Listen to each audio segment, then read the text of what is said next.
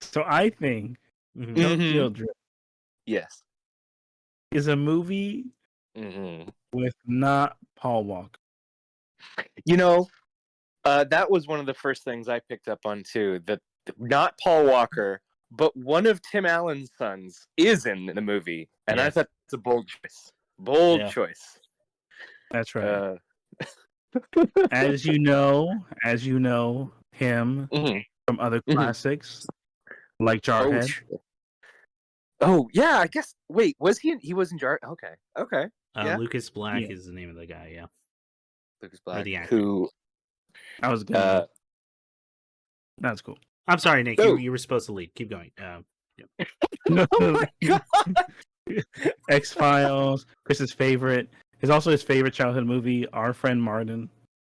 I hate. Wait, what's that? He's Henry.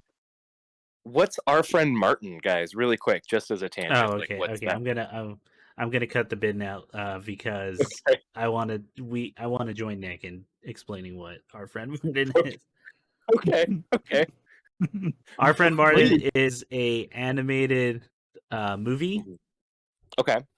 Featuring the likes, I think, and it's actually produced by Whoopi Goldberg and like a bunch of people, like a bunch of famous people, about like what if kids traveled through time or somehow got Martin Luther King back to their time as a kid because they traveled in time, were hanging out with Martin Luther King or Martin, and brought him back to their time after time traveling, and what would happen, guys? Hold the phone. Is the animation style on this kind of like Saturday morning cartoon style? Yeah, scholastic animation. Yeah, I'm redlining. This is kind of ringing a bell. Maybe. Yeah. So they save MLK. And then Martin sees that like what happens if he leaves, which is like segregation still is happening in the 90s. Oh shit! Oh no! Yeah. Oh and then no! It's and then he goes, I have to go back to make sure y'all can hang out with each other and there's a better future for everyone. So he opens up the portal and he goes back, and the audio that's playing is the it's not, is it the I Have a Dream speech, or is it the March on the March on Washington speech? Yeah, which it's one of those speeches, and then you hear a gunshot. Good lord. And then it ends, but everything's fixed. Which makes him a double hero, because he knew. Yes, he knew. He knew he was going to die. It makes, I mean, like, this is not a funny comment. This is a writerly comment. They've leaned hard into the Christ figure of MLK and said, no, literally, he chose to die for your sins, guys, or else we would have had a segregated 1990s. Oh my god, that's wild. That's wild. As well. But when he does it, it's Martin Luther King as a kid. Like, he's also a kid. Yeah. Okay. Wait. It's not adult Martin Luther King Jr. hanging out with a bunch of children. I was in the picturing 90s. that. I was picturing an adult MLK with like a group of children. Okay. Wait, that kind of is grim in a whole other way, because it's kind of like Stand By Me, where you only really are with a character as a child the whole time, and then they abruptly die horribly at the end. Mm-hmm. As with the lawyer friend who dies at a McDonald's, and it's like, oh yeah, wonderful childhood memories. He got at McDonald's though. Real sad. Yeah. Huh. No, I did not remember My Friend Martin. Well, what anything else to add to My Friend Martin, Nick, before we actually talk about the movie? That is a movie Lucas Black was in. There you go. Okay. Well, no. Is he the friend? Is is he a main cast one, or? Yeah, he's the blonde one. That's crazy. It's crazy. Anyway, We watched. Yes. You knew him as that, but at first he was first in My Friend Martin, and then now he is the lead of the Fast and Furious 3 or the Fast and Furious Tokyo Drift because it doesn't have a number. Indeed. So. Indeed. This movie is this is the longest we've waited in the series so far. Yeah, this is the biggest gap. Here you guys start talking about it. I'm gonna pull up. It came out in 2006. 2006, and the one prior was 2002 or 3. 3 it was 2003, I believe. I think so. Let's double check. Yeah. But yeah, this is the biggest gap. I mean, it's the third movie, so like, there's only one gap it's competing with. True. But that'll be something we can keep coming back to and letting you all know. How long did we have to wait for another installment in the Fast and Furious? So this movie, I will say, as a general comment, really got into that family theme in this one. We really touched on that one, I think, in this movie at least. Oh yeah, I guess. Yeah. I see what you're saying. You know what? It didn't feel the same as what we get to at the end that we know of. Yes, it's about there's you're right. There is a lot of family theme, like familial themes going on, but it's not like we're all Dom Toretto. No, we're not Dom Toretto. We're not putting together the family where we'll fly out of helicopters for each other. Yes, type deal. But I get I hadn't even put that together. You're right. There is a lot about familial issues. With him disappointing his father disappointing him, the lack of connection that his mom is just like, time to go to Japan. You done fucked up one too many times, guy. Yeah, and what's like a legitimately great transition. To plane. Like, if you didn't know he was going into Japan, like, that's a great, like, surprise.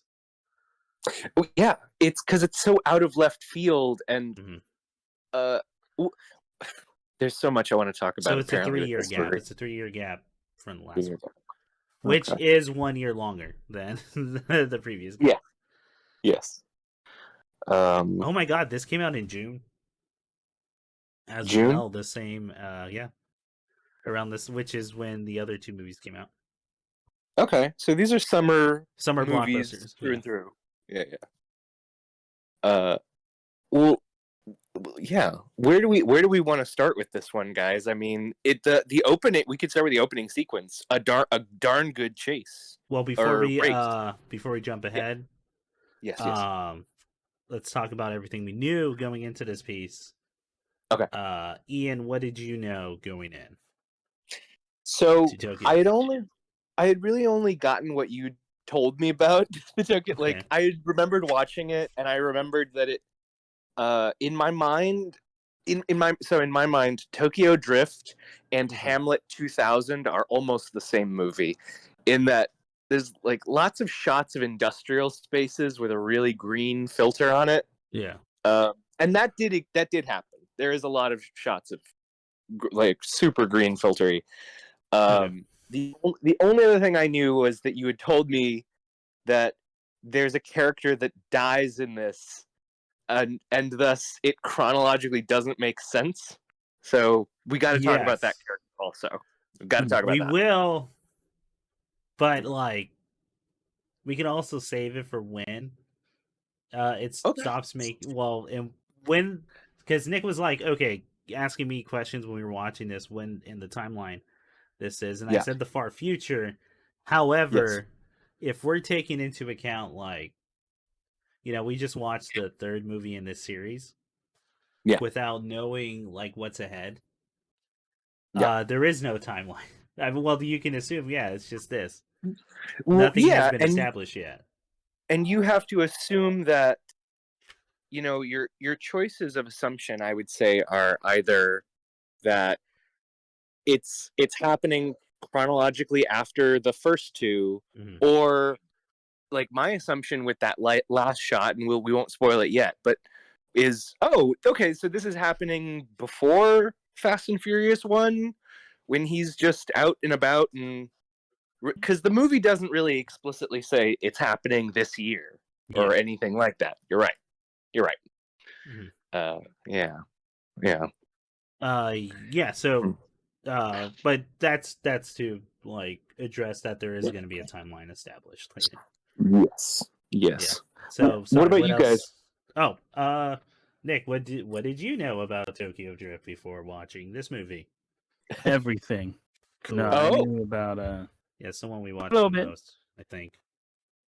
Yeah, I think out of everything we talked about on this series, this is the one we watched the most. I definitely watched the most times. Overall, I knew going in that, you know, great music, great cars, Initial D references. Oh yeah. The kid from our friend Martin. Bow Wow, no longer little. No, became regular Bow Wow. Or Shad True Moses. Bow Wow. Liquid Bow Wow. Or Shad Moss, my bad, not Shad Moses. That's his real. No, yeah, that's his government name. Yes. That's his government name. I was just funny. That's what he's listed on in IMDb. This is the fact. Don't laugh. This is the fact. Hey, can you not laugh at the true parts, please, guys? Hey, these are all real. Unlike you, this is true. This is true. Truth isn't funny. It's sad. What else did I learn? I knew a lot of the actors, like in all the other movies they did, like having a lot of them who would then later on do other like action films of that time was pretty cool. Yeah, getting like the uncle to be played by Shiba, that was sick. Yeah, in terms of what I knew going in, I knew Iron Giant was going to come back from Mexico. Like, yeah, that's all I knew. Okay. Hulk machine, pulling up in the Hulk machine as one does in Tokyo. I always wanted that car so much. I forgot it had that. I forgot I had those little hairs on the windshield to be like its little perm. I loved that you open the back. It's got both speakers and 3 TV displays. That's just right. for, god dang. So you can watch the game. Yeah, or the other can park up. Between races, you can catch up with you and your friends on the boxing, whatever. Yeah.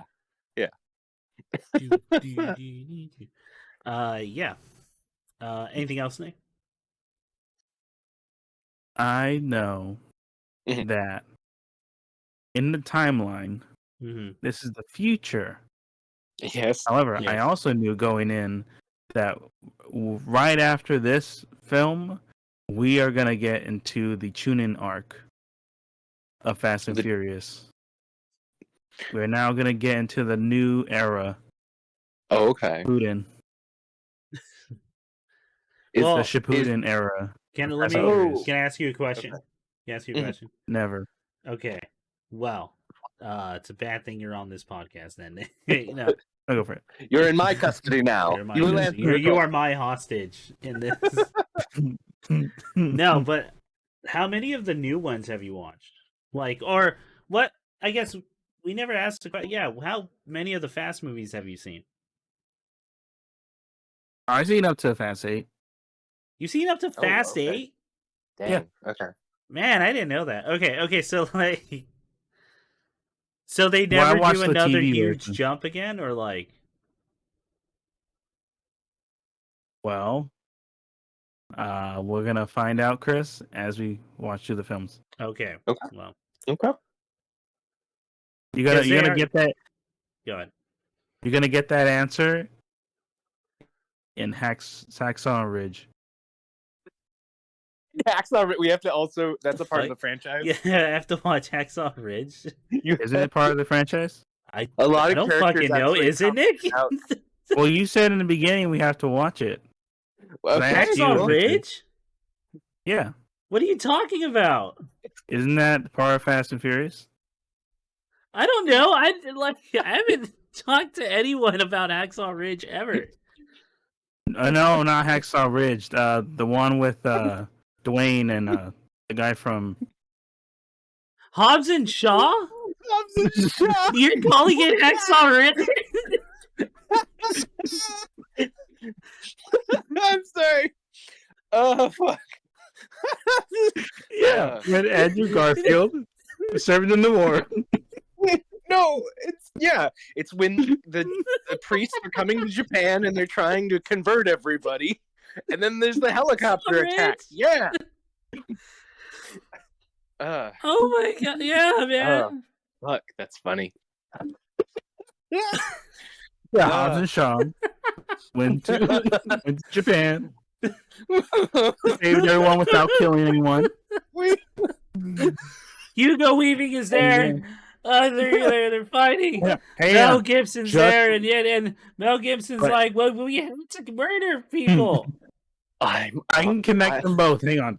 The thing they both have in common, is that they both have like celebrities, Japanese celebrities in the movie. Do they really? That I know. Okay. Yeah, like the guy in the camp was played by. Let me pull out his name so I can be right. People who aren't me at home.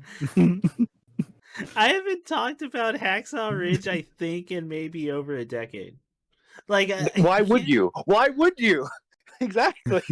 When did it? No, it can't be more than a decade because it's 2016. So, like, whenever Hacksaw Ridge came out, I don't even think I've watched it.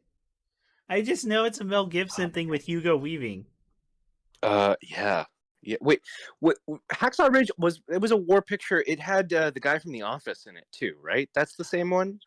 Fucking maybe I could look it up. Yeah. I mean, I could look it up, but I'll wait. I don't know, man. I don't see anyone. What's the war picture Jim Halpert was in? Hold on. Oh no, that's that fucking TV show, right? Like yeah, it's the one he's making with the CIA parents or something. Oh, the Jack Reacher. That's Yeah. like the yeah. He did do Jack Reacher. You're right. His parents are CIA. Oh no, he did a Benghazi movie also. Never mind. That was never that's mind. what you're thinking. Yeah. Okay. Yeah. Okay. That's relatable. So Yes. they both have celebrity Japanese actors in there. Mhm. That's your. Is that what you want to be your connection to? No, it just is what it is. It is what it is. Yeah, it is what it is. It is what it is. Man. It is. But Hobbs and Shaw. Hobbs and Shaw. What about it, Nick? Well, don't we have to watch that? Isn't No, that yeah, part we do. of That's the part of the. That's universe? part of the. That's a big part of the series. That movie Where is do we famously jump in on known that? for. Oh, sorry. Go ahead. I say, what point do we jump? Is that like between 8 and 9 or 10 and 11, something like I that? will pull up the master list right now. All right. Man, It's I haven't right had- after Fast 8, the fate of Okay. the fate of the Furious. Oh, then I That's guess the Hobbs movie- and Shaw was the last. That's the movie famously where like Vin Diesel and The Rock. Do not see eye to eye. Yeah, Literally. or no, Jason Statham and The Rock, I think. Yeah. Fucking hate each other. So they're not in any scenes Refused. together, even though they're the two main characters of that movie. Mm-hmm. So And that is, Chris, I remember you had sent me in particular the clip from that movie, so it must have been Fast 8, wherein they have been imposed on a scene together in that backyard barbecue we saw in number 1, Mhm. but their eye lines are not even close. So like Vin Diesel staring at the chest of The Rock, and The Rock is looking clean over his head, and but they're emoting at each other. It's wild to see. It's wild. It's awesome. Yeah. Okay. So yes, we will have to watch Hobbs and Shaw. Okay. That is part of the. It's like crazy important, apparently, to like F9 and Fast X. But yeah. Okay. So, what did I know before going into Tokyo Drift? Well, let me tell you guys. I like Nick mentioned earlier. This is like the most we've seen, or the most I've seen. Sorry, the movie I've seen the most in this franchise. Okay. To the point where I like almost didn't watch it before coming into this, and I kind of wanted to hear Ian explain to me what the movie was from his perspective. Sure. But I was like, I don't want him to. I don't want to do a surprise where it's like, all right, now you host. I mean, Nick. I mean, really, Nick's in charge this time. I'm happy. That's true. To you know what? I say that, but Yeah. Nick's in charge. Yeah. So. Fill with facts and correct statements. And Hacksaw Ridge. I'm gonna title this, Nick. I'm gonna title this podcast. What we get, the standard, what we got out of it. Tokyo, the Fast and Furious Tokyo Drift, and then Hacksaw Ridge in parentheses. Oh man. You know what? I already like the energy Nick's bringing to the show. It's unpredictable. It's chaotic. I like it a lot. It's real fun. No, I'm excited to get into this one because it is a straight up popcorn. I mean, the franchise is a popcorn movie franchise, but it is like kind of mutating every time. It is like the Godzilla. It continues to predate us better. Yeah. So let's get into the climax. Okay. Which is the actual movie. Ian, you wanted to start off with the first driving scene, the one at the high school, right? Suburban development area, where you get one classic Fast and Furious. Like, it's the movie essentially giving you a, hey guys, I know you were expecting this, so we're gonna give you a freebie up top and let you know the rest of it's not. We're not doing that. We're doing something else. Races that like a race that we've seen pretty much in the other movies, like other races. Yeah. Yes.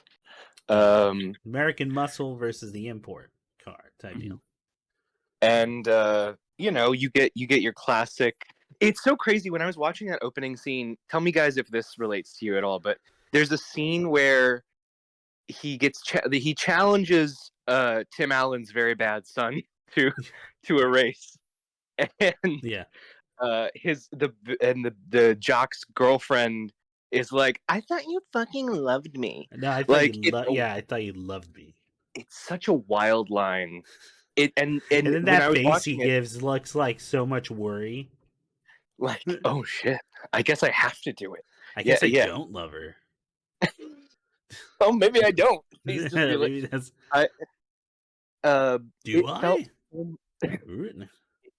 It's really interesting just because I felt like that opening sequence, a part of it felt so out of place and like 1950s almost, like the muscle car versus this guy and the two jocks racing for a girl's attention. And I kind of feel like that's again a part of like the deliberate aesthetic of, okay, we want to fish out of water story to some degree again, so make this as Yankee as possible, make this all American, so that when we get to the next part of the movie, it feels even more jarring. Like, I don't know. What do you guys think of that kind of analysis on the first race? Like, I get that. And I definitely agree with that. And it's like to show we're already like, it's to also show kind of like the protagonist. God, I don't even know his actual in movie name. I just know him as Sean Boswell. What? Sorry, say it again. Sean Boswell. Sean Boswell. So Sean. Is chaotic, like in terms of the driving, right? Like he's willing to go off track if he thinks it's gonna let him win, even if it's way more dangerous. Yeah. Which, by the way, there's a scene in there. We were watching it on a different website. Okay. Where I thought it was the TV cut, because when he's about to run into that, like, I guess I don't know, bulldozer, whatever, the machinery. Yeah. He says, "Oh well," and I thought that was a censored thing. Mm-hmm. So I went, okay. So I rented the movie Mm-hmm. through a different website, Mm-hmm. and then no, that's the actual fucking line in that in that scene. And then it's like, well, I guess he's supposed to say, "Oh well," means I guess I will destroy his house, which like implies he was going to destroy it. He thought about destroying it, but was like, nah. Yeah, During I the shouldn't race do at some that. point, That'd be bad. it was wild. Yeah. It was what wild. Anyway, Mm. and he's willing to take the big risks like that. Yeah. If it puts his life in danger and all that. And this is the second Fast and Furious movie that has opened with a car roll. Mm-hmm. Like total wipeout, catastrophic Yeah. crash. Mm-hmm. To start off the flick. And then, you know, we get a little commentary with, the blondies are going to be fine. Their parents paid for them to leave. You're in a world of trouble, poor boy. Yeah, poor boy. And they had moved, which explains why he doesn't save that kid from being bullied with Mm-hmm. the spray paint. Which, by the way, that kid might be dead, or like, because that was I think that was when they were still like using heavy metals in spray paint. So either way, he is not living well. No. And later he does admit that essentially he himself is the cause of all the problems with him and his single mom. Yes. You know, out in the States. They've moved half a dozen or so odd times. No, they said twice. I think like two. Twice? No. Well, you know what? I don't know what the total is, but the number that stuck out to me was we moved 3 times in the last 2 years. Okay. Or 3 different towns in the last 2 years. That's several. Yeah. Which is a lot. That's a lot. That's a big movement. It's a lot. It's a lot for someone who's only 17. I will it's a say lot this. on the mom. It's expensive. Yeah. It's expensive, expensive thing. And her husband, you know, he's not leaving the naval base anytime soon. Yeah. So, yeah.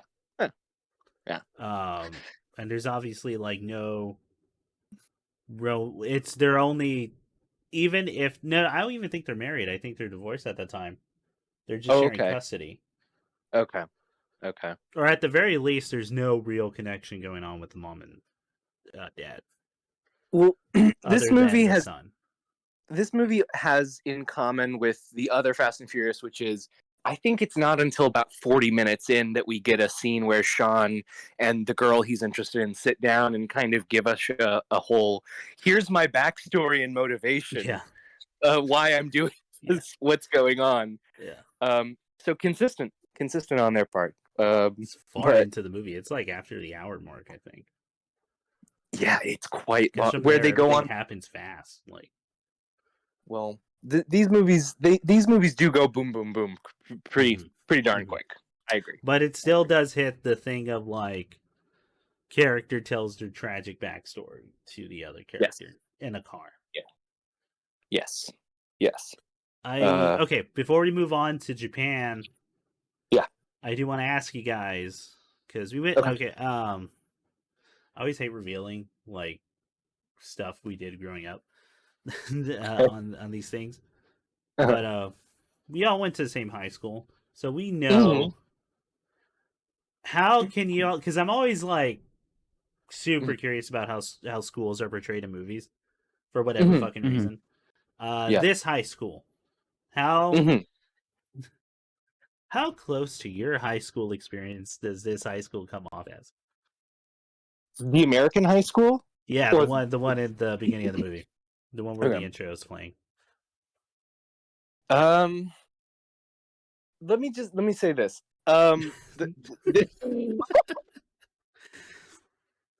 Well, no, I'm thinking about Tim Just be Allen's very terrible. careful what you reveal about the high school you went to. Sure. Our high school had a parking lot, right? Where That too. it had two, but there was one where like the seniors could park their cars with permission, Yeah. if they so chose. If I they knew about bought that two permit. people if they paid for all that, and they were also a student who could afford that, which It's wasn't crazy. that many of us. But I only know one guy ever. I mean, I wasn't. I knew of two people. Okay. I'll say that. Yeah. But it was just to draw it to the movie scene, where he gets a baseball pitched to the rear of his car windscreen. I feel very strongly that would not have been the reaction if a crowd of people at our school had been gathered around and some guy like fastballed a ball through someone's car. I don't think that everyone would like circle up and go, "Ooh!" Maybe I'm misreading. I don't know. What do you?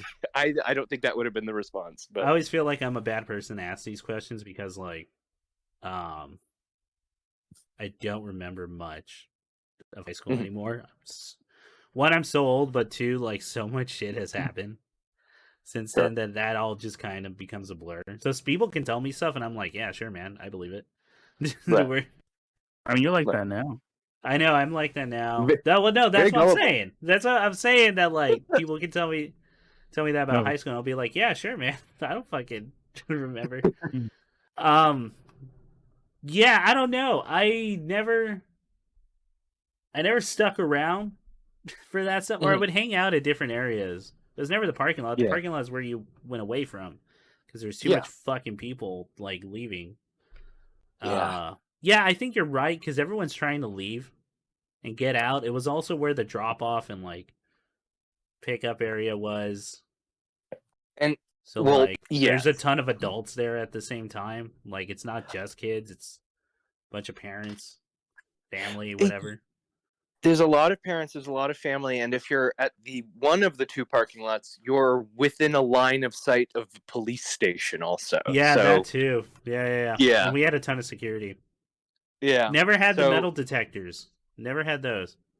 Oh shoot. Yeah, we did not have metal detectors. Well, yeah. I'll say this. There are a few tracking shots of the high school when they do that like metal detector thing.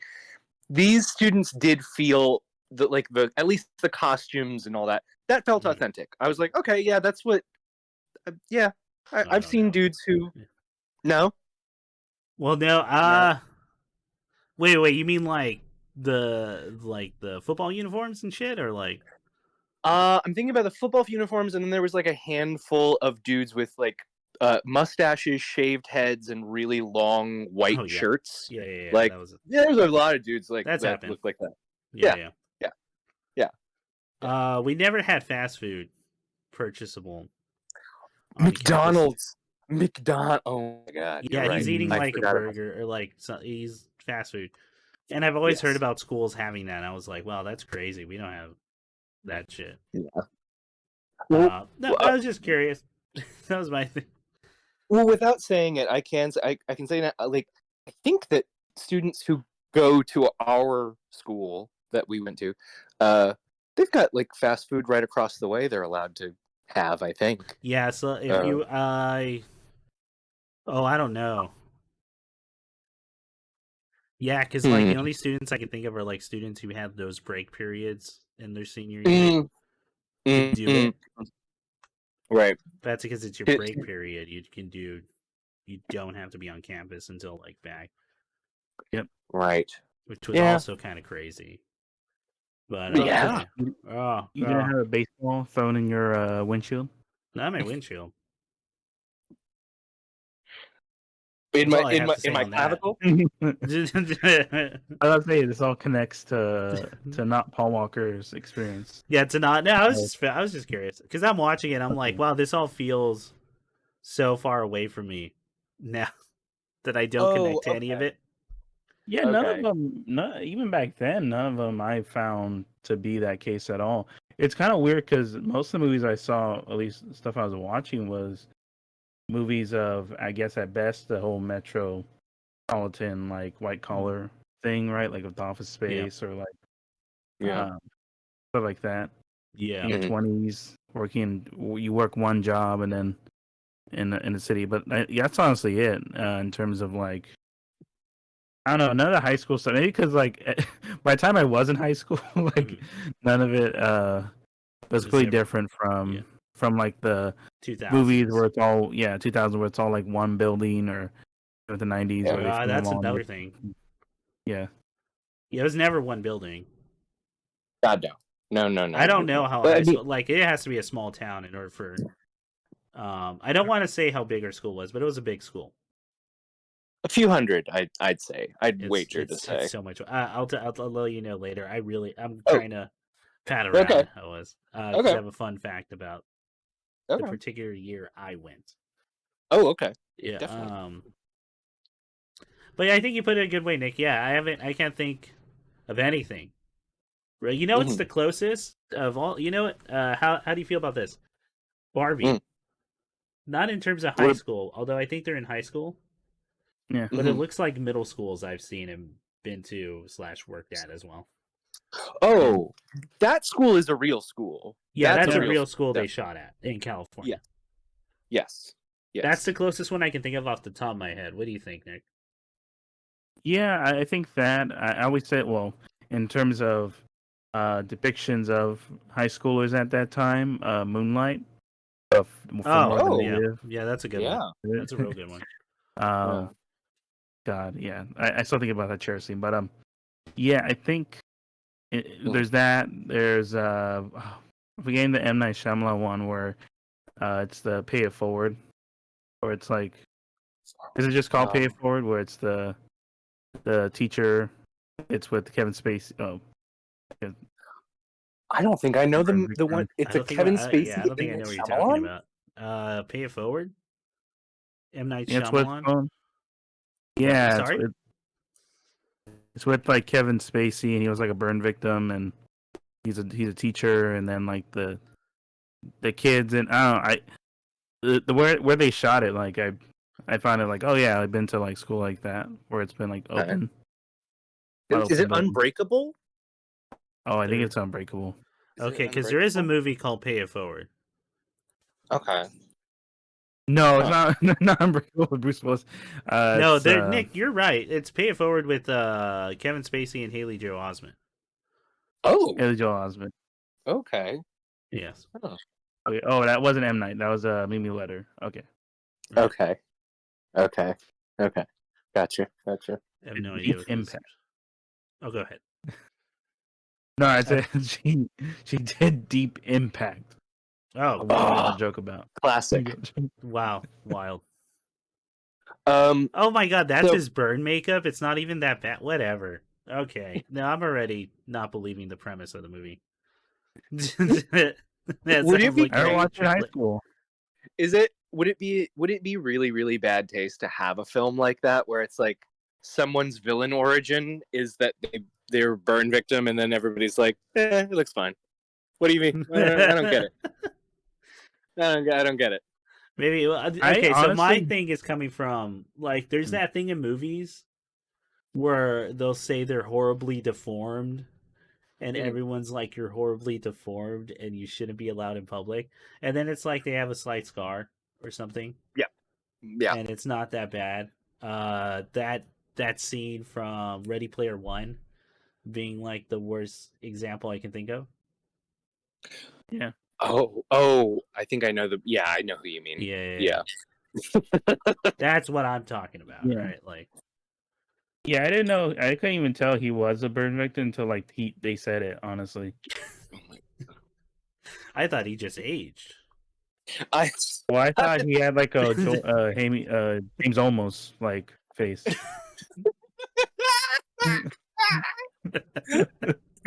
That's so funny. Okay, we gotta stop being mean. Fuck it. Nah. We can be mean to Kevin Spacey all we want. Anyway. No, not to Kevin Spacey. I mean to other celebrities. Oh, okay. Okay, fair enough. We can be mean to Kevin Spacey all we want. That dude's got to rot. Like, yeah, that's some fucking thing. at the least, he's got some ragging coming his way. Yeah. Absolutely. Anyway. Okay. We Kevin, spent way too much time in America. We got to go to Japan. Most of the movies in Japan. Yes. Yeah. Yes. Okay. So we get there. We get the great plane transition. Yes.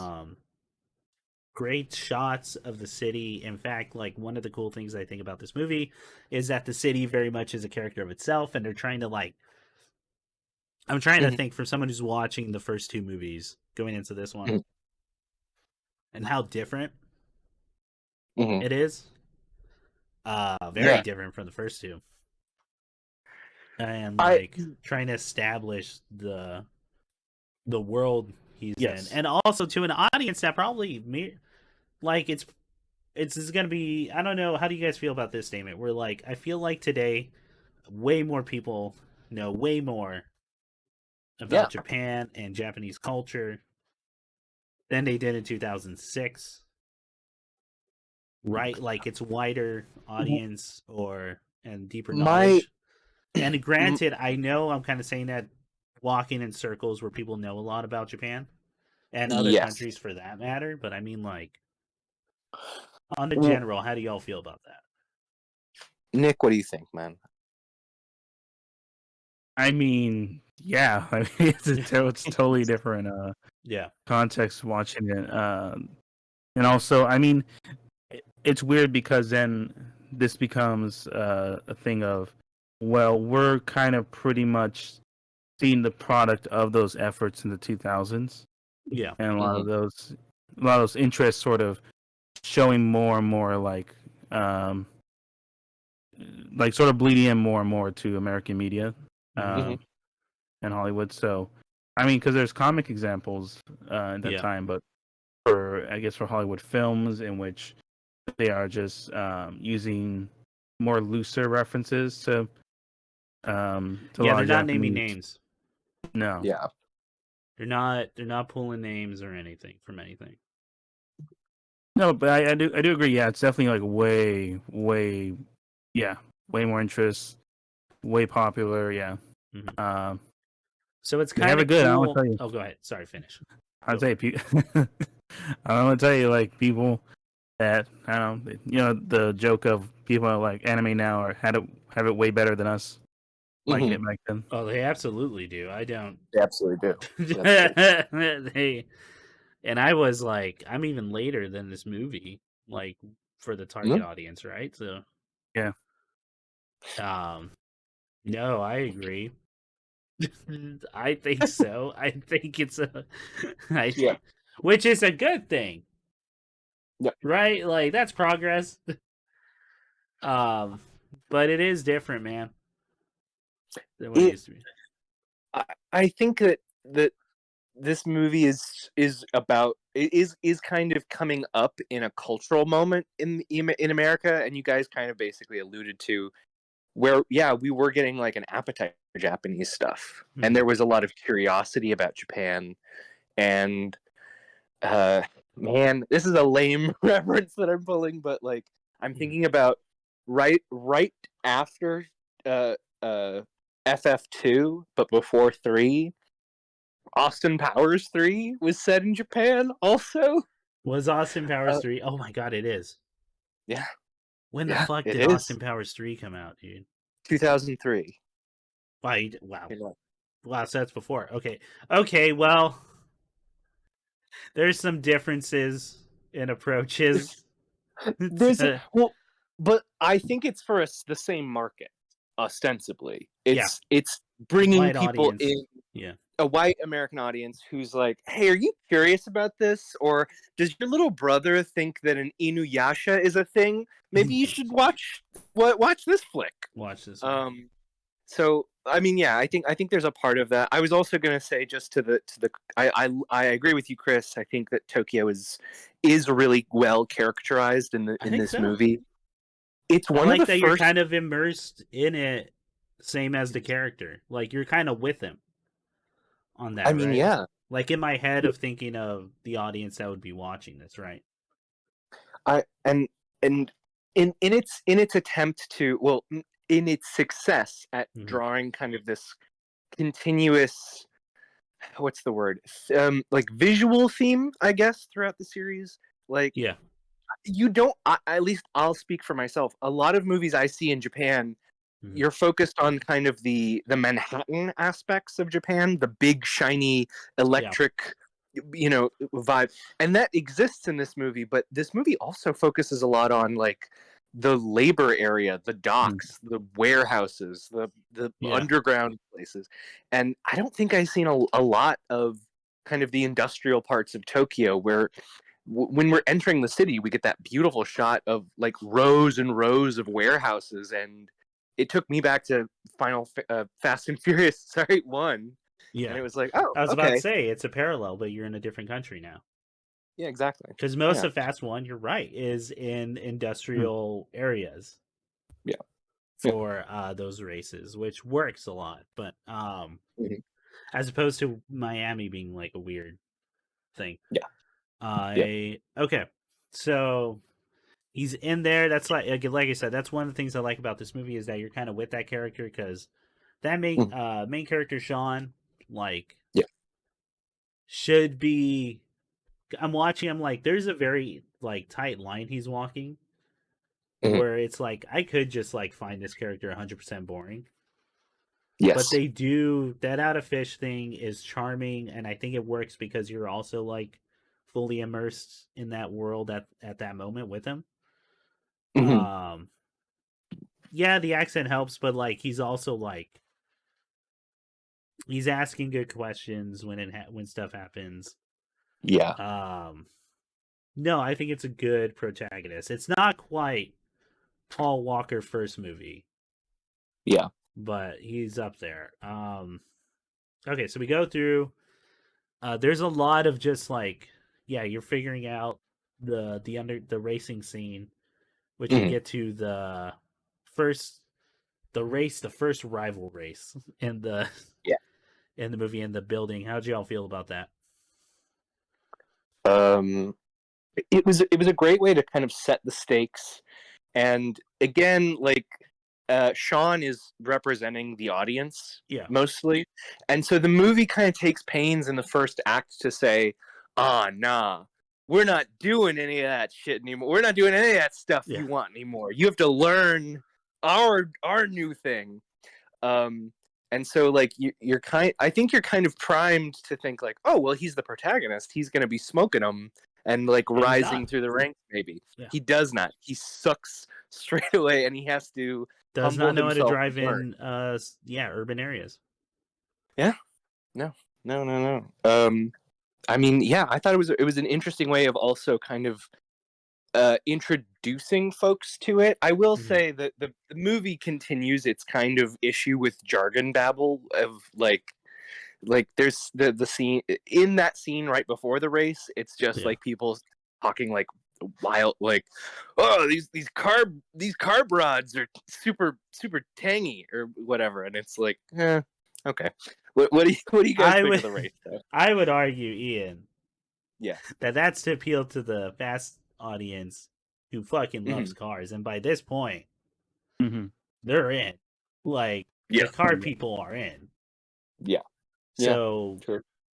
for people who are watching just for the action, but that's got to be there too. In fact, me and Nick were mentioning like there's only one scene where they're working on a car. Yeah. The main character is. The dad's kind of doing stuff in that one scene, but that's not what the scene's about. Yes. No. The scene's about like, oh, maybe there is a bond that he can have with his dad to establish later. There is common ground. But it's not until right before the big race at the end, right?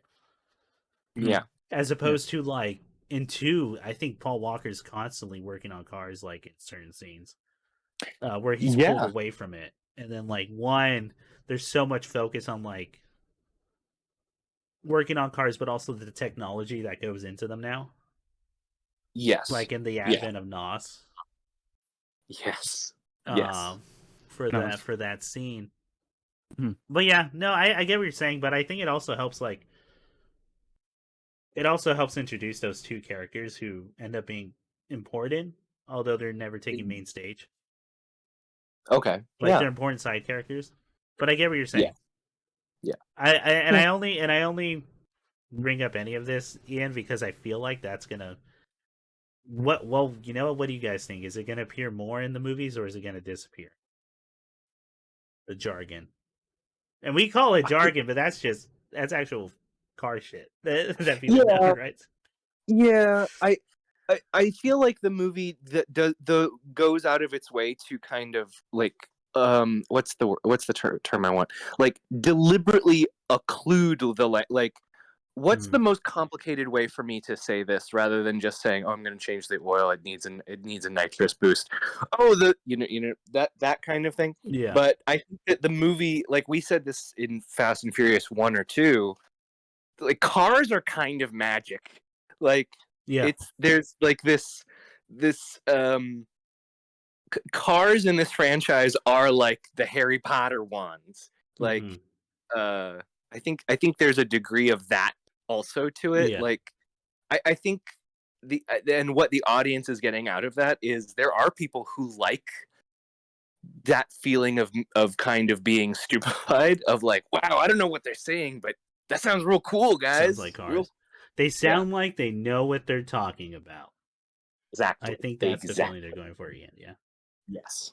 Exactly. Also, and I'm going to put this out here just for any of the audience going, no, they're actually talking about real shit. Mm-hmm.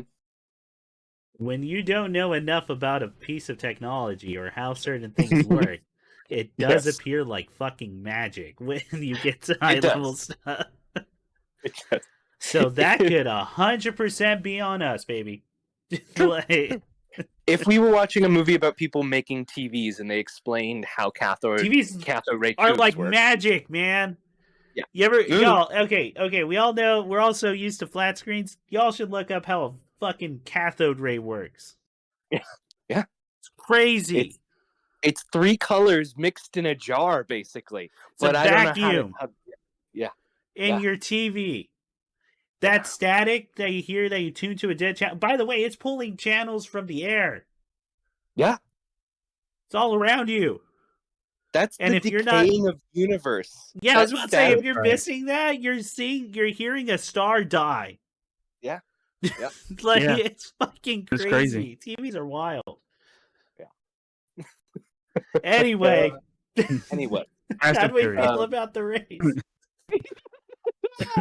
They raced. It was fun to watch. One car was in front of the other. Mm-hmm. Yeah. They drifted in Tokyo. Yes. And then they were furious. Oh, they were. Because someone lost. I'm with you. So we get it's not Fast and Furious. It's Fast becomes Furious. Yeah. Fast becomes Furious. They were fast, and I'm furious. So the failure at that kind of sets us up for the character Han Lu, to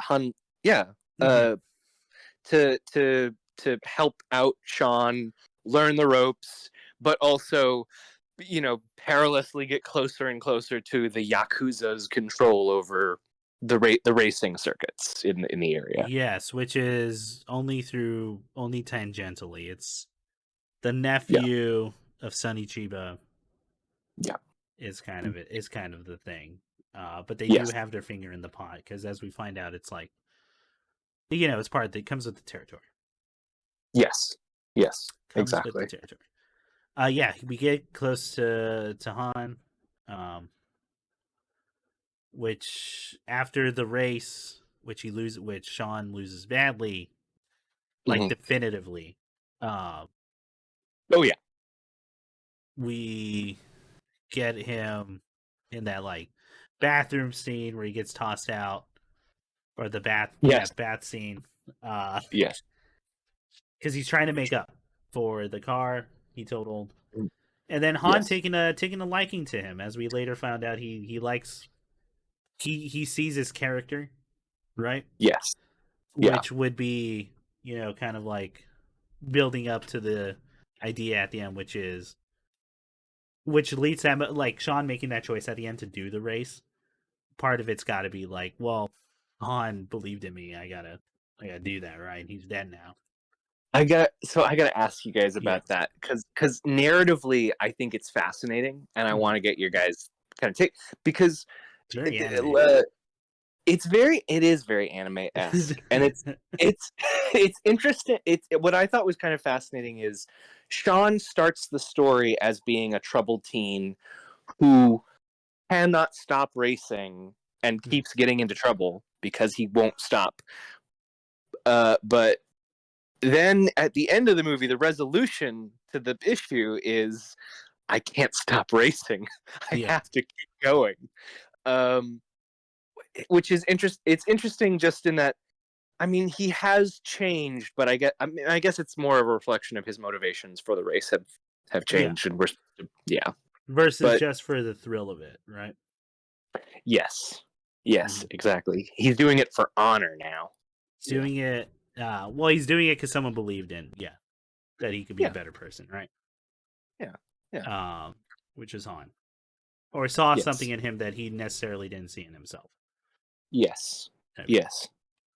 And now he likes living in Japan. He's made friends, which, if we're going off the idea that he's been moving schools in the past 2 years, 3 times, he probably doesn't have a lot of those, if any. Yes. That he keeps in contact with. And so we get the first race definitive. What would the next just be the training montage into learning it to drift? We're just going by like the race That stuff, right? fisherman who turns around and is like, he calls that drifting. What a line! What a great bunch of old heads who just stopped or something. Or they're probably like, they hang out around there so much that they see kids drift all the time. Yeah, so they're cool with it. We get him hanging out with Han to kind of see how Han's world and all that, and also finding out like why Han likes Japan, because he also left there. Yes. From Korea. We don't know if it's north or south, but he left from Korea, and that's all that and he had to get out of the country, right? Yeah. Type deal. Yes. As we find out later, and then seeing how he's that he's close with what his relationship is with DK, and that DK will be part of the will be constantly part of the movie throughout. Yeah. Like, he's not just you're going to see him twice or anything. Yes, I thought that the villains in this story are actually maybe some of the best developed of the last. I think of the 3. Yeah. I agree. However, one could argue in the first movie, if there are any villains, right? Other than the fact that Vin Diesel is doing bad things. Vin Diesel's doing bad things. Oh, the Chinese mafia. I forgot. Yes, the Chinese gang at Race War. You forgot Race War, dude. Their part of the movie is so weird. Whatever. It's Yep. I agree. Hey, no, I was there. I agree. Yeah. Yeah. Anyway, we see the world. We get into the training montage, which we haven't had in the series yet, because everyone knows how to drive. Yes. This is our first rock. Good. Yeah. Yes. They're good at it. Okay.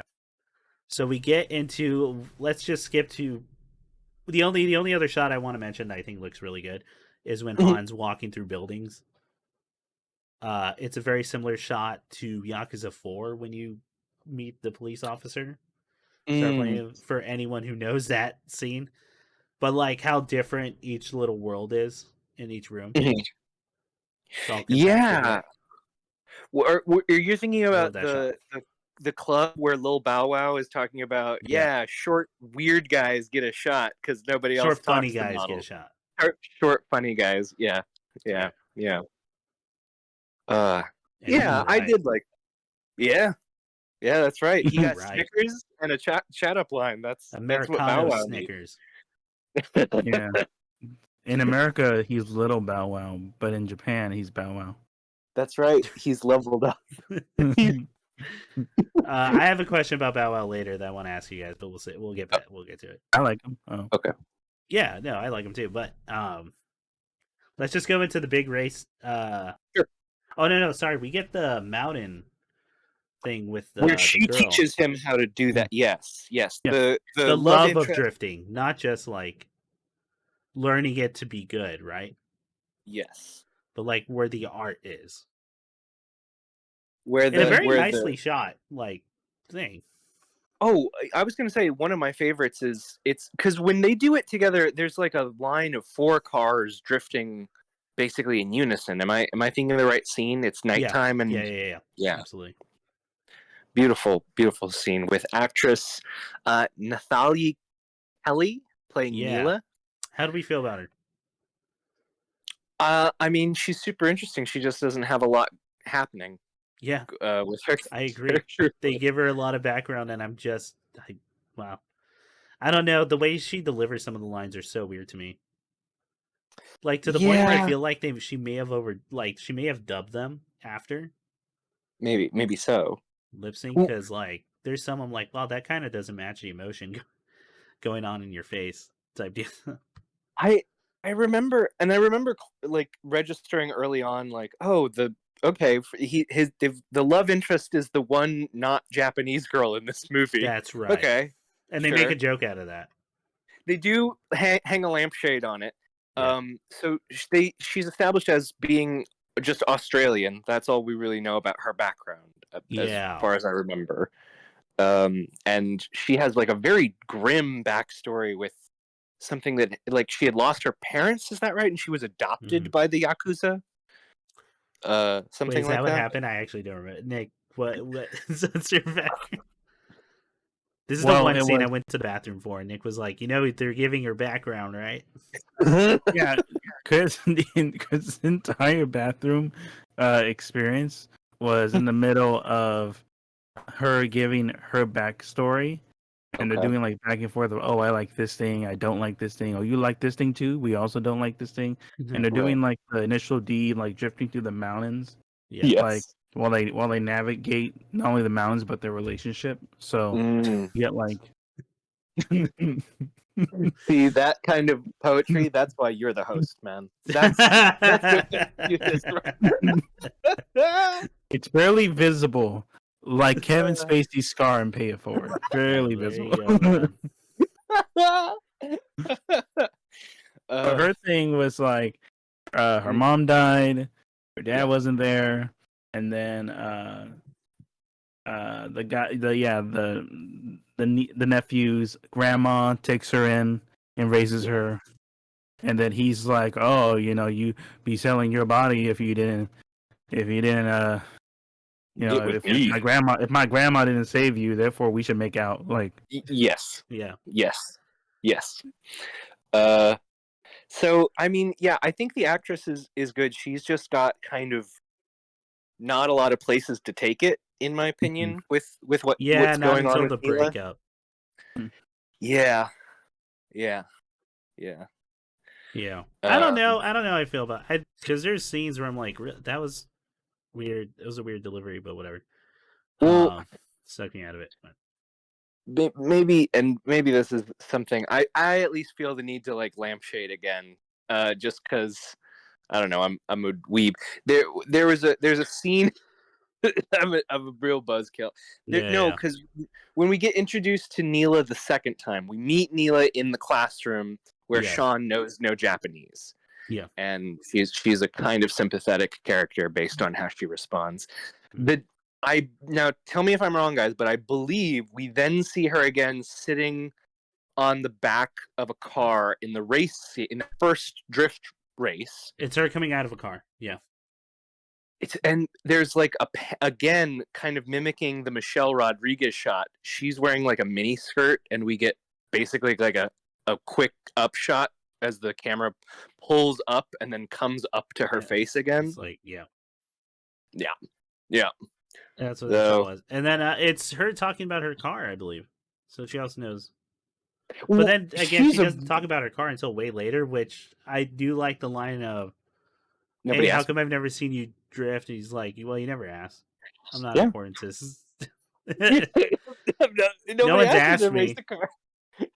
I'll fucking do it. I know how to do it. Like, I'm better than all of you, Yeah. basically. Yeah. Yes. Yes. yeah, and it's one of the best shots in the movie too. Yeah, like we were mentioning, the drift down.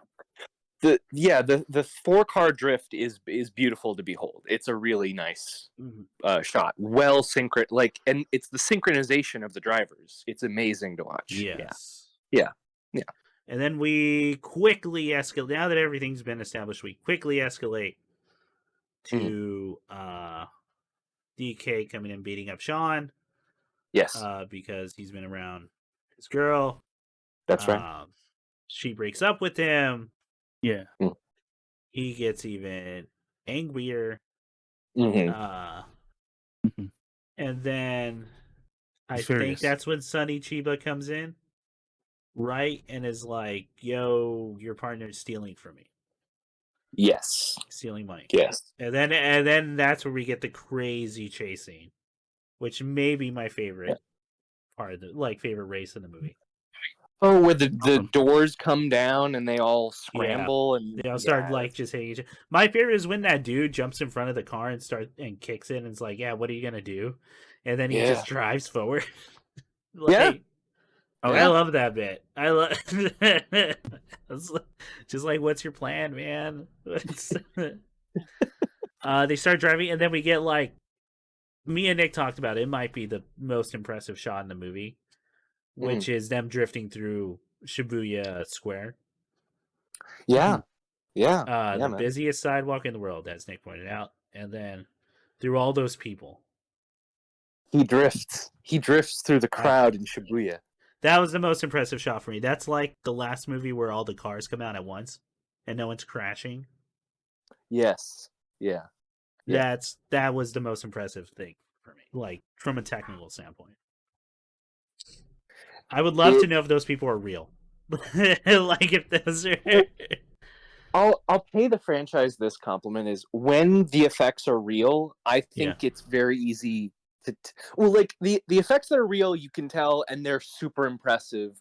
And as opposed to FF2 and there are scenes in this movie also where it's like, oh well, this was cooked in a computer. That has nothing to do. It's like when you get inside the engine, cutout. it's yes. Yeah. Oh, we didn't get an engine shot.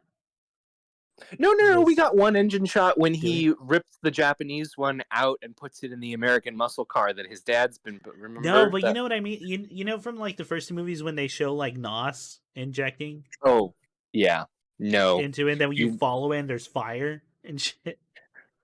They've really truncated it. We get one NOS shot, but it's just it's a flip of the switch and then the vroom vroom vroom. Not the as you say. Yeah, we don't do that this time. Yeah. Anyway. And and then we have is there anything else we want to touch on before we get to the sorry, next? I thought you were about to say something. It was the Shibuya shot's one of my favorite. That whole race. The car wrecks are insane for when Han dies. Yeah. And then the challenging. It's the motivation that makes Sean really step up. For that movie. Yeah. So, we already talked about it. He talks to his dad, who's ready to save his life. Yeah. It's I don't know who that girl is. You're going to America to jail. And that's and then he's quickly changed over because he's well, you've become a man. You've really accepted responsibility, Sean. Yeah, unlike me. Unlike what I did. When he says you're not making the same mistakes I did. Yeah. I mean, then they build the American muscle.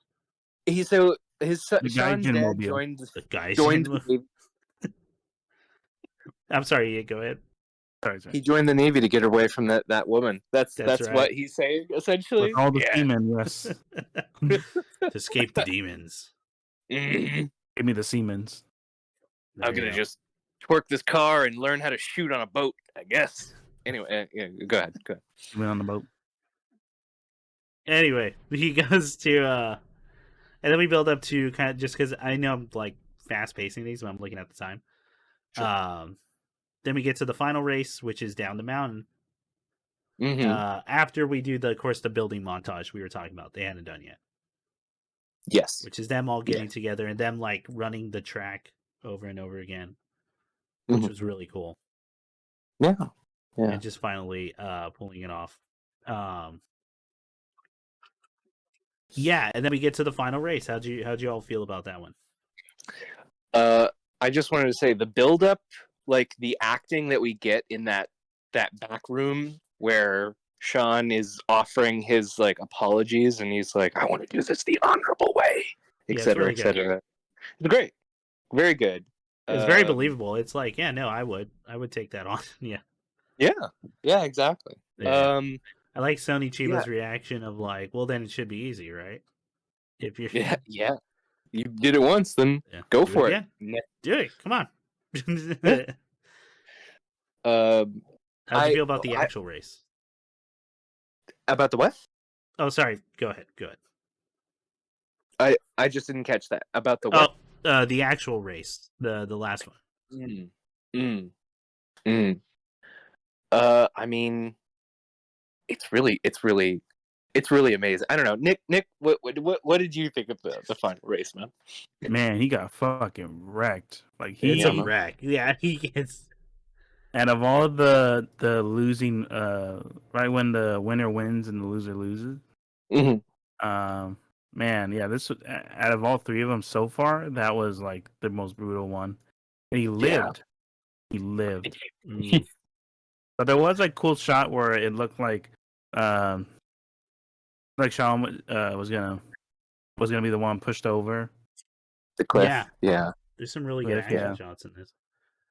The asphalt picking up on turns, like Well, I was kind of struck by the one thought I had, and I was like, "Oh, this is really cool." Is the mountain drifting on those hill passes kind of is interesting. It's taking us for a final that's really rural, but I don't know. I'm thinking back. I guess the first final wasn't in the city either. We took it out to the fringes, but we're kind of getting away from that urban setting and giving it a kind of different feeling. So it feels I don't know. I feel like when he rolls down that hill, it's like, well, he's fucking dead. Like no one's gonna find that. He drops at a 90-degree angle. Like it's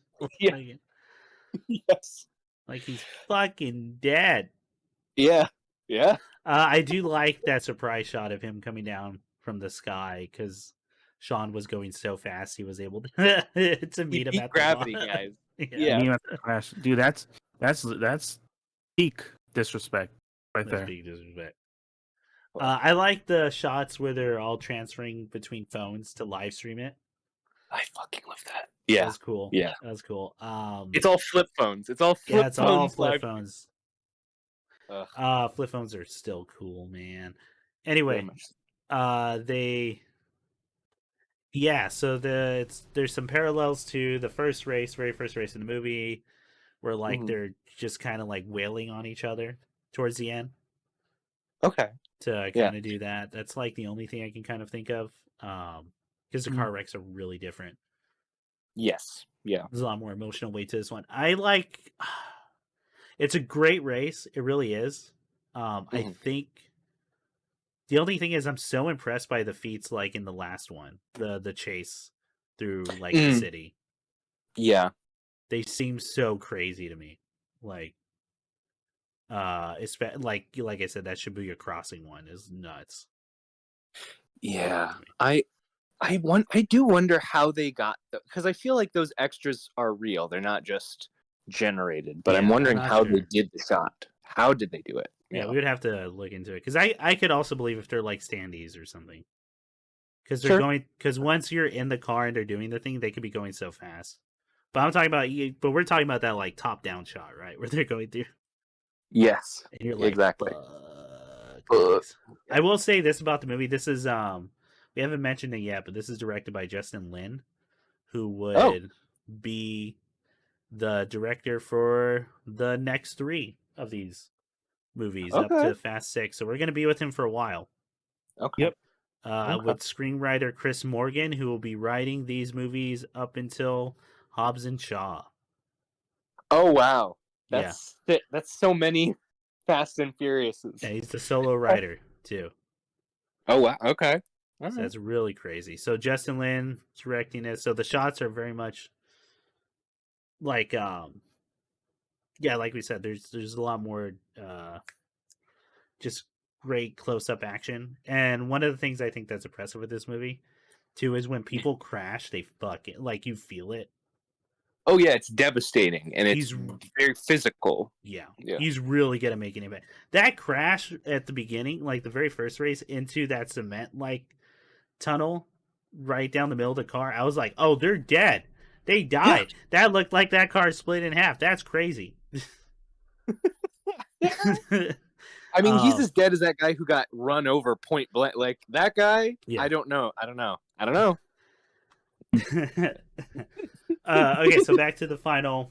We get Sonny Yes. Chiba being like, "You're Yeah. free now," Yes. and then cut. Well, before I leave to the very last few minutes of the moment. movie, Yeah.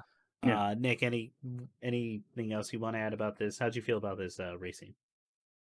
No, I mean, what we covered on that, and the payoff you get, I guess, with the whole drifting, like learning drift sequences. Yeah. Up to that point, I think was done really well.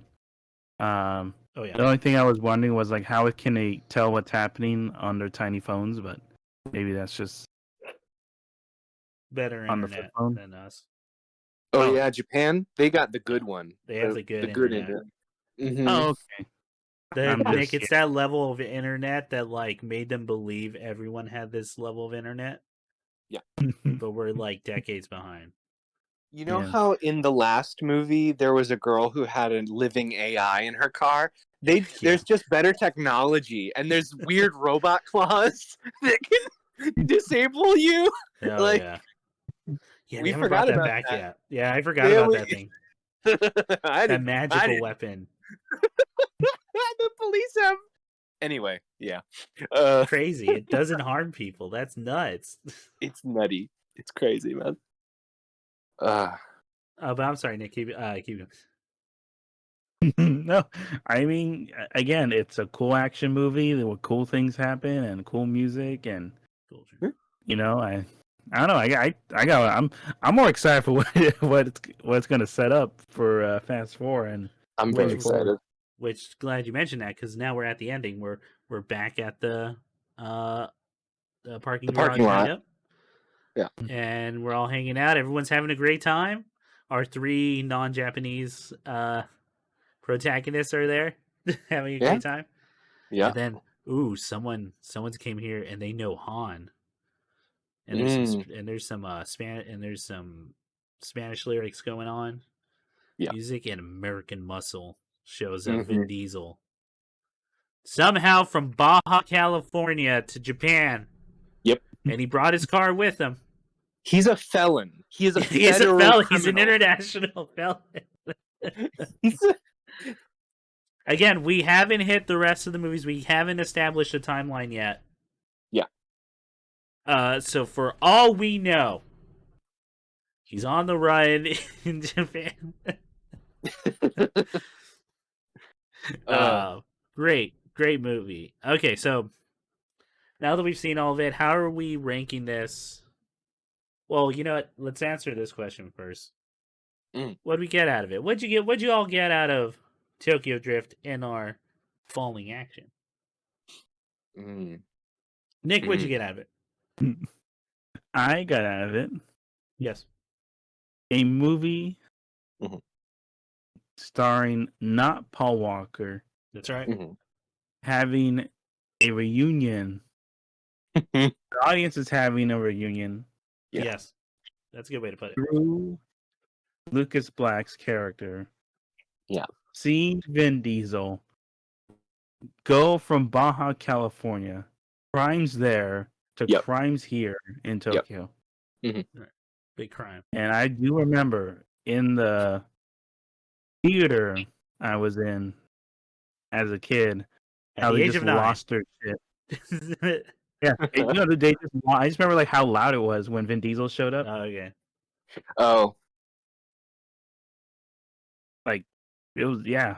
Everyone's like, I guess that night everyone was really excited, and I don't know. I got that out of it. I got. I don't know. I definitely learned a. Definitely like. It's cool like seeing sort of like the change and sort of direction for a lot of the cars, races, and a lot of the action stuff happening. Yeah. To get like more perspective on that, and yeah, definitely got stuff like that out of it. Yeah, there's a lot of. This feels closer to the Fast and Furious I'm aware of, right? In terms of what the movie looks like, how it kind of plays out. yes. Which is funny because the first two are so like were the first two. Yeah. Yes. And that's a good memory to have, Nick, because I wouldn't be able to tell you when I fucking first watched it. I just know I've seen this like multiple times. But like, nice, man. What'd you get out of it, Ian? What I got out of it, I got a fine little bit of nostalgia for the early 2000s. No, I'm sorry. I got to favorite. I got to enjoy. I did really like the actual directorial style. I think like as you said, like this was stylistically more what I had expected. I think it was like tonally more what I had expected, honestly. Like we've now gotten to a level of removal from reality where I'm not really worried about the legal implications of anything for any. You know what I mean? Like the first Fast and Furious, you're really worried. Like, oh, these guys might go to jail. These guys are gonna get in trouble. Everything has a lot of weight to the first one, like. And then they have crazy cop robot claws, and it's like, it's a silly place. It's a silly place. But also, the cops are still a threat. They're still a ever present force in this movie. I do think that Tokyo Drift, we kind of just do away with them, saying, "Yeah, we're too fast. They won't even chase us. Yeah, don't worry about it. Yeah, as long as you don't kill someone. Yeah, you're good. Yeah. You're good, guys. I kind of like that we've gotten now to like a, as we said maybe earlier in the conversation, anime-esque, like it's just bananas town. Listen, it's all internal character motivation, and the external world will just bend to what makes sense for, the situation. I think that you get some of my favorite car scenes. Truthfully, it's like the franchise. That's the star of the franchise, I would say, more than any actor, any place. It's well choreographed car stunts. And the car stunts in this movie, rip. They're really good, guys. Really good. Really good. Oh yeah. And what I got out of it is the best theme song of the franchise. Oh hell yeah, dude! Oh, my favorite soundtrack so far. Do. Hell yeah! That song they're playing in the first race through the parking garage. I fucking love that song. Like that's the theme. That's the no, not the theme. I love that one too. That's my second favorite, or it might be my first favorite. But I'm talking about the one where they're actually racing. Yeah. Oh, in the very first one. Yeah, that hard, fast techno with like two singers going back to back. Okay. Yeah, I know what you mean. Okay. Shit fucking rips. It does. It does indeed. It does. Yeah. What about you, man? What I got out of it, thank you for asking, Ian, is that pretty much all you guys got. Like, as the popcorn movie goes, I like thoroughly enjoyed it. If we're talking about like a theme, like a writing or what like lesson they're trying to establish, is just like, I guess if you're living up, if you have someone who believes in you, you'll probably want to live up to their expectations of you in a positive. If it's positive, like if they're saying like, I think at your core you're a good person, you're trash. That's gonna if you're trash, like that's gonna cause a whole spiral of emotions.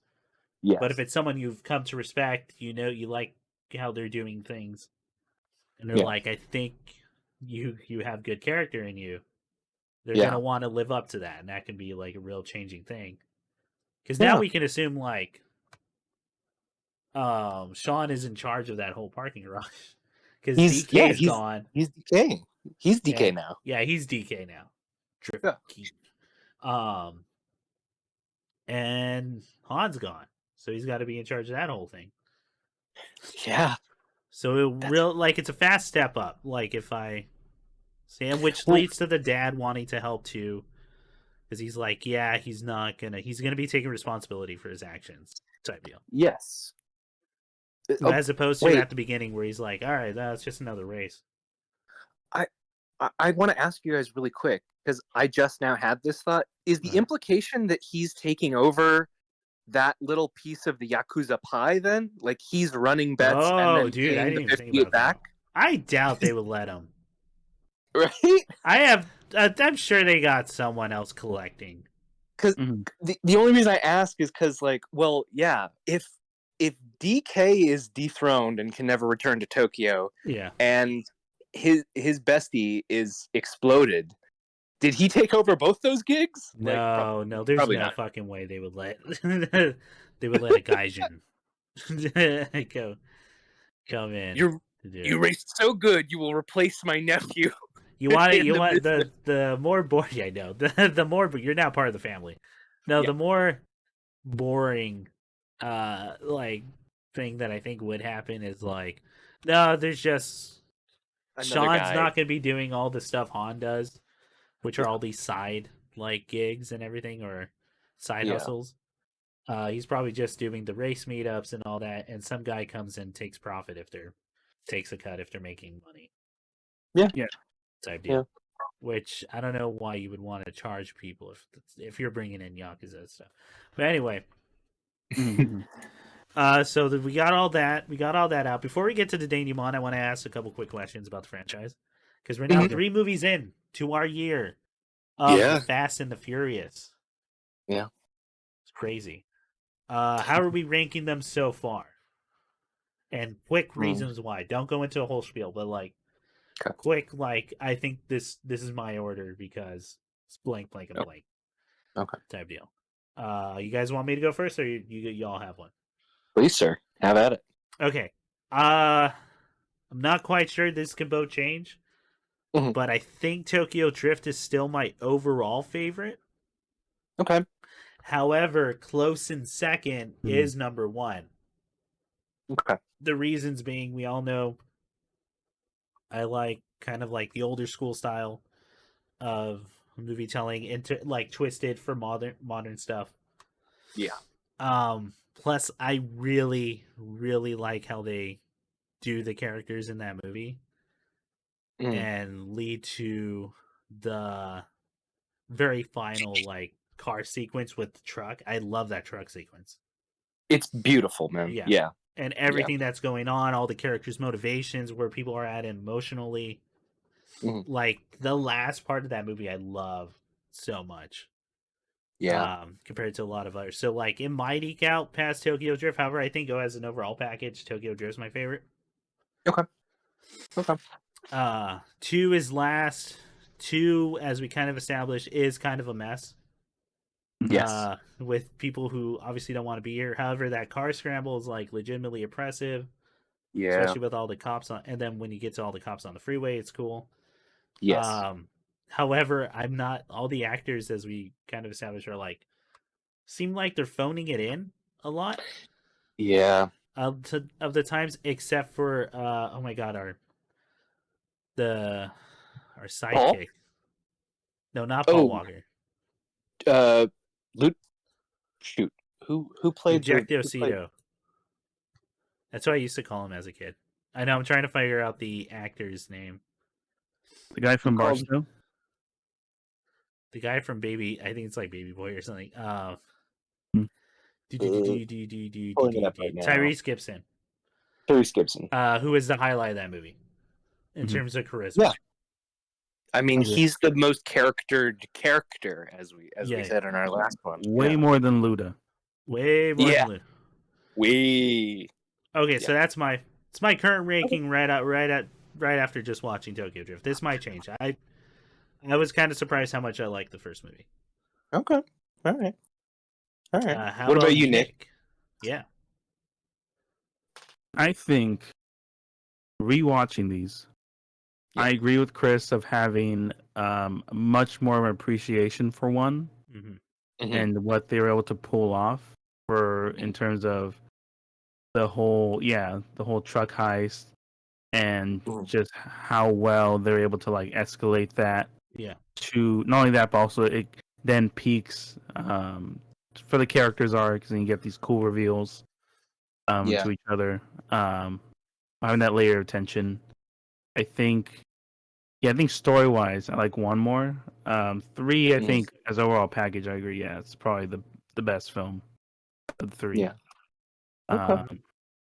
Well, then what do I put it at? It'll probably be like 3, 1, and 2. Yeah. 3, 1, and 2. Got it. Okay.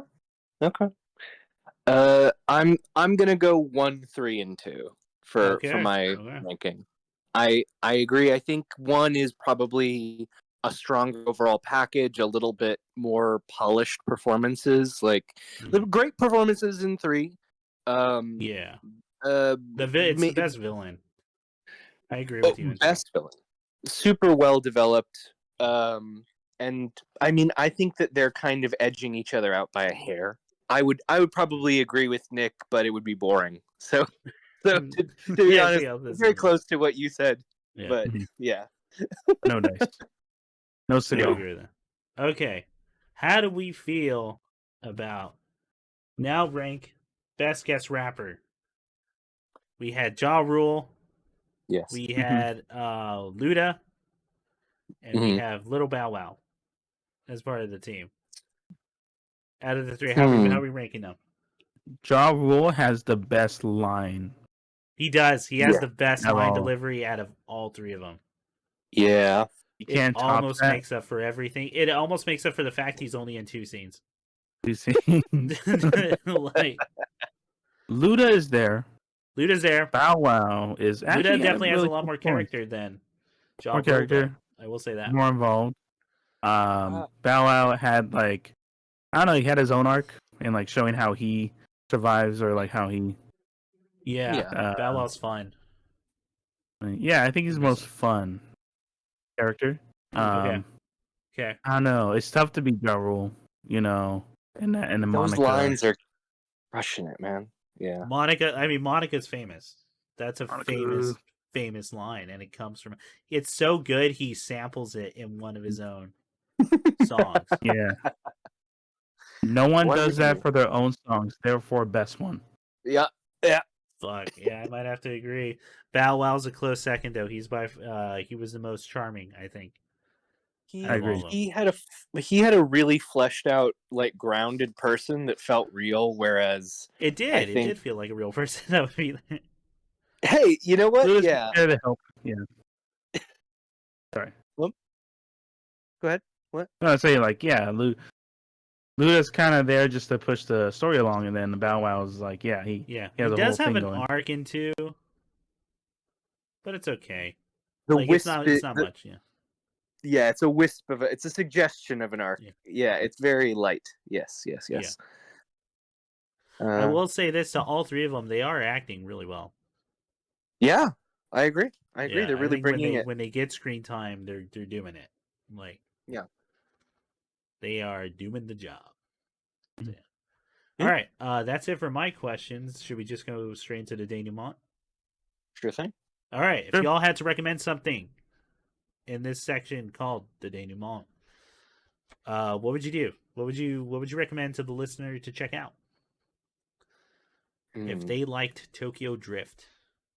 If they're a fan of Tokyo Drift, or just even like listening to this podcast, what would you recommend?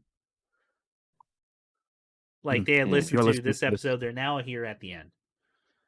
What do you think, Nick? What would you recommend? I think your reward for putting up with all this is that you stern talking to. You watch Hacksaw Ridge. You should watch Hacksaw Ridge, guys. I agree. I've never seen that movie, but it's a Mel Gibson thing, so I'm sure there's no problems whatsoever. It's a movie where the real stories. It's like Passion of Christ. The real story is more interesting than the movie take on it. Sure. Sure. There is a it's not real like the Bible. Jesus, no, Jesus was a real dude. Let's be real. He was a real guy. Okay. He was not that handsome. No, it is what it is. Like he was just a guy. But what's cool is like Hacksaw Ridge has a great scene at the end. With Andrew Garfield with Spider-Man. And they kind of like do this scene at the end, where they kind of like connect like the real life story of him, and then like the fictionalized version of him, and that part was kind of cool. I would recommend that. Initial D, I recommend. Initial D. You gotta go. Okay, okay. Well, to be fair, like the first season's rough. It's all about the cars at that point. Because you gotta watch at least the first season just to get the DK reference and the parking lot drift reference. Recommend that. The first movie, Legend 1 Awakening, 2014 film, great film. Recommend that one. Okay. Sound like a salesman. I recommend. No, yeah, you're going. Dude. Nick, you're selling me. You're selling me on this. Come on. Yeah. Because I'm telling you guys, at least the movies are better because the episodes like they stretch out a story. At least initially the movies like it's a contained thing, right? So, so it's like initially like you at that point you would treat the films like a sports movie. You have the one team that wants to drift this way, you have the bad team that wants to drift another way and invade turf. And that's a lot easier to grab onto, right? Like, right. That's an easier device to grab onto to just get you to the driving scene. Yeah. Driving sequences. Oh yeah, no, I just recommend the Legend series films, Legend 1 and 2, Initial D. Okay. Ian, what would you recommend? Oh, people who made it to this point of the podcast. You gotta watch Next. Guys. Oh yeah. It's a 2000s... The fucking MTV show? No, not the dating. Oh. Yeah. That's the first thing that came to my head. Yeah. Hang on. I would recommend the show before Nicolas Cage's Next. You're talking about the movie? Yeah. No one talks about the movie. Everyone talks about the show. Let's talk about Next. It's also related to this because there's a van in it. Next is good. Hang on. Oh man. I've never seen this movie, but this movie comes out a year after. Yeah. Oh, the movie Next, where Nicolas Cage is a clairvoyant and he can tell what's gonna happen next. Oh, never mind. I do know the premise of this movie. Okay, yeah. Yo, do you remember the train wreck scene? Right when the chase scene, and then like he predicted the train's gonna hit him. Yeah, and it's like the worst CGI thing ever in my life. It's brutal. No, well, hey guys, not to go on a huge Nick Cage spin out at the end of this, but if you haven't seen Knowing, that's some of the worst CGI where Nick Cage watches an airplane crash into the 605 freeway. It's no, it's not. Oh, into 60. Yeah, there is a plane crash into that. Okay, because I saw that movie. Me and Nick saw that movie in theaters. Like, because I will say the plane crash in Knowing. Oh my god, we've already passed 1 hour and 30. But the plane crash in Knowing, the big one that happens out in the field, that's sick. That's the best thing in that movie. Oh, it's the most interesting thing in the movie. The whole thing, that and like the deer on fire, are like the coolest things in that movie. Yes. Yeah. I have a whole story with that movie, but we gotta move on. We gotta end this fucking thing. That and watch Austin Powers Goldmember. It's also it's good. It's good. That's a good movie. I like that. Good one. Yeah. Anyway, yeah, Recommend dating that. mods. I agree with Nick. Go watch Initial D. Go play Initial D. Initial D is fucking awesome. The game. And go listen to some Eurobeats. The Eurobeats saved my life, dude. They keep me awake at night when I have to drive after work. Keep you alive, yeah. Yeah, they keep me alive. Blood. It used to be a work habit to put them on when I had to get shit done. Oh, I literally would quit if I didn't have music like that while finishing. Absolutely. Can't do it. Can't do it. Need to be at over 180 beats per minute. So recommend next. The show I recommend next. The free on YouTube. The Go watch MTV is MTV's next, free on YouTube. Yeah, I think so. Go watch it. I've watched some of it. Go watch it, guys. Okay, we gotta go. This is too long. We spent way too much time on this. I thought we were only going to do an hour. Me too. We need to cut down on our bullshit. We're turning back into the old podcast. Yes, we're gonna get strict and we're gonna be on task next time, guys. We're gonna have rules. See. I'm gonna start establishing shit. Focus on Bow Wow, okay? Focus on Big Bow Wow. Right. Went from Little Bow Wow to Big Bow Wow to Biggie. Okay, so the last episode of April that'll appear on April 30th, I believe there's no 31st in April. I don't know. The last day of April. We haven't established what the piece of media will be yet, so stay tuned for that. However, we'll be back to the series on the 15th of May with Fast 4, also known as Fast and Furious. Fast and Furious, yeah. No, that's the first one. Fast and Furious. Okay. Yeah. Fourth one. With the same director, and it'll be 3 years from when this movie was made to the next one. Wow. All right. 2009, guys. 2009. All right, we'll catch you all later. Have a good night. All right. Later. Bye.